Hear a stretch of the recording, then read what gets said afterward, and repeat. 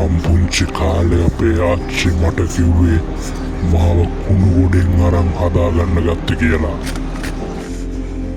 මගේ අම්මයි තාත්තයි කුණු කන්දට යට වෙලා මරුණට පස්සේ මුළු පවුලෙම නෑදෑයෝ ඔක්කොම කිසිම දෙයක් දන්නේ නැති මාව හංවඩු ගැහුවේ කාල කන්‍යා කියලා.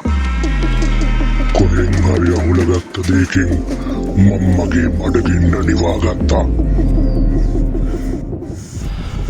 කාලයක් යද්දී ඒ කියපු කතා ඇත්ත වෙන්නේ නැති කියලා මගේ යටිහිත මට වද දුන්නා. නෑ, මම එහෙම කෙනෙක් නෙමෙයි. මේක මමයි අතර තරගයක්. කිස්වෙච්ච සාක්කුවයි බඩගින්නයි මට ගොඩක් දේවල් තේරුම් කරා.